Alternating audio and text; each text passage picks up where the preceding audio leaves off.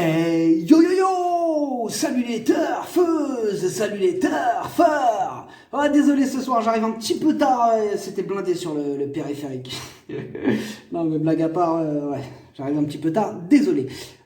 Bienvenue pour un nouveau pronostic de Benoît Requin! Merci pour vos likes, pour vos commentaires. N'hésitez pas à vous abonner pour recevoir tous mes pronostics tous les jours et n'hésitez pas à rejoindre ma communauté pour avoir accès à tous les tickets pour la course du Quintet. Ok, place au pronostic du Quintet du lundi 7 décembre, direction Paris-Vincennes pour le prix des Alpes. 3 attelés, 2100 mètres, 16 partants, réunion 1, course 1, indice de confiance 4 sur 5. Pour ce Quintet aussi, on est plutôt confiant, il y a des résultats et on continue comme ça. Et les amis, je compte sur vous pour soutenir la chaîne Mairie Nova et je vous ai mis son logo à la fin de la vidéo. Merci à vous, merci beaucoup. Petit retour sur le Quintet du dimanche 6 décembre. Dans mon pronostic, je vous ai donné le tiercé en 5 chevaux, le quartet, le quintet, le multi, bref, la totale, ça fait plaisir. Pour le niveau yo-yo, total, VIP, on a un ticket quartet dans l'ordre qui est passé. Bon, malheureusement, il n'a pas payé. Du coup, je ne le compte pas dans le total du mois de décembre, ce ticket. Hein, non, je ne le compterai pas. En revanche, ce que je vais compter, c'est un ticket tiercé dans tous les ordres qui est passé, qui ramène 93 €. Wow, ça fait toujours plaisir. On a des records à battre, les amis. Hein. On a le record du niveau... bah oui, bien sûr, sur le niveau yo-yo total VIP. On a quoi comme record à battre? On a le mois d'octobre à 13 208 €. On a le phénoménal record du mois de novembre à 21 864 € de gain à battre. Et du coup, là, on est au mois de décembre. Là, on commence bien. Attendez, on atteint 2800 € quand même. Bah oui, pour un petit début de décembre, c'est pas mal. Donc, c'est pas mal du tout. Pour l'instant, rien d'affolant, c'est même plutôt bien. Ok. Donc, au total, en 2 mois, on a atteint combien? 37 872 € de gain. Oh, c'est de la folie, ça fait plaisir. Le niveau qui donne accès à tous mes tickets pour la course du Quintet, c'est le niveau yo-yo total VIP. Par le bouton rejoindre, n'hésitez pas à rejoindre ma communauté et vous récupérez tous mes tickets dans l'onglet communauté. Ok, c'est parti, on commence le pronostic et on commence avec le numéro 1, Charme Créole. Il a déjà réussi sur cette petite piste. Il reste sur 2 échecs, mais attention, il ne restera pas malheureux toute sa vie, ce Charme Créole. Alors son entraîneur Junior Guelpa, qui sera d'ailleurs aussi aux commandes, et au passage, bon, comme d'hab avec lui, il reste muet comme une carpe. Ah, c'est comme à son habitude, lui, il dit rien, il dit jamais rien. S'il y en a un qui arrive à choper un commentaire de Guelpa, mettez-le-moi en commentaire. Ah ouais, parce que Guelpa, non, c'est une carpe. Mieux vaut donc ne pas le sous-estimer, car c'est un casseur de tickets en puissance, le Charme Créole. On n'écoute personne, du coup, pour lui. Comme je vous ai dit, impossible d'avoir ses commentaires, désolé. Pour tous les autres, c'est bon, on va avoir de quoi faire. Le numéro 2, Danae de Corbery. Elle aussi vient de rater son occasion. Cette fois-ci, elle est confiée au bon soin de Franck Ouvry, et il y a de la revanche dans l'air. On écoute Yann d'aucun. Danae de Corbery a joué de malchance lors de sa dernière sortie à la suite d'une succession de décisions. Toujours est-il qu'elle aurait pu s'imposer. C'est le passé, il faut aller de l'avant, pas le choix. Ici, l'engagement est très bon. Elle est restée en pleine forme, je peux la déférer à nouveau. J'en attends un total rachat. Il est plutôt très très chaud. Le numéro 3, Concerto Royal. Il est encore un peu à court de conditions. Il y a d'autres chevaux qui passeront en priorité. On écoute Jean-Philippe Raffegeau. Bien que non placé, la dernière sortie de Concerto Royal à Cordemais n'est pas mauvaise. C'est un cheval qui a besoin de retrouver du moral après avoir une course dure cet été à Cabourg. Lundi, cette sortie lui sera encore profitable pour la suite des événements. Il aura de meilleurs engagements dans quelques semaines. L'objectif est de lui donner un parcours en dedans et de le voir terminer avec du mordant. Le numéro 4, Dorado Bello. Il a la pêche. Il vient de le prouver, il est dans sa catégorie, il s'annonce redoutable. On écoute Jean-Michel Baudouin. Dorado Bello m'a pleinement satisfait lors de son retour à Paris-Vincennes sur la petite piste. Il est monté sur sa course. Il reste à la campagne où il est plus à son aise. Le départ en descendant ne sera pas un souci. Je l'ai économisé en vue de ce meeting. L'engagement et son numéro sont parfaits. Aussi, il ne devrait pas décevoir.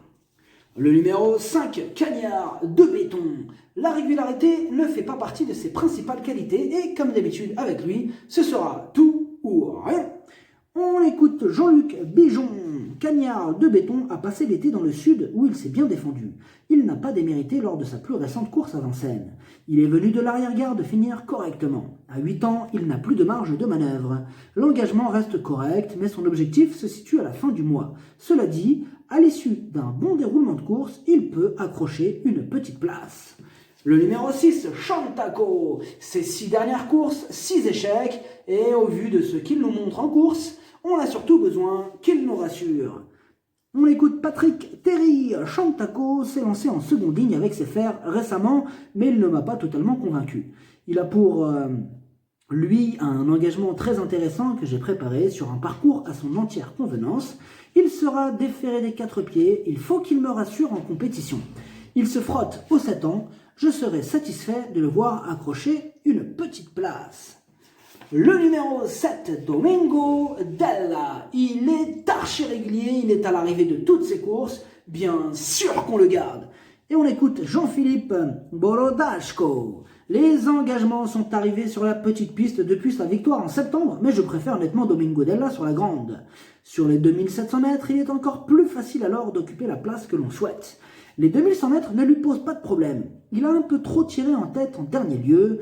Il me paraît très bien en ce moment, j'ai de logiques ambitions. Le numéro 8, Diplomate Dame. Lui aussi est très régulier et une fois de plus, il fera de son mieux pour obtenir le meilleur classement. Et on écoute Thierry Duval d'Estaing. Diplomate Dame vient d'effectuer une rentrée correcte sur l'hippodrome de Cordemais après avoir décompressé et repris de la fraîcheur. Auparavant à Vincennes, dans une course pour apprentis, il n'avait pas vraiment giclé pour finir. C'est comme ça qu'il dit. Hein. Lundi, l'engagement est favorable. La distance lui est indifférente à Vincennes. Il peut être moins performant qu'en province avec un bon parcours. Il garde son mot à dire. Le numéro 9, Concerto GD. Et encore un qui est plutôt régulier dans l'ensemble. Il a de sérieux clients certes sur sa route, mais il garde son mot à dire, ce numéro 9. On écoute Marc Sassier. Son dernier résultat à Laval est à oublier. Contrarié par les nombreux faux départs, Concerto GD n'a pas eu un parcours tellement favorable.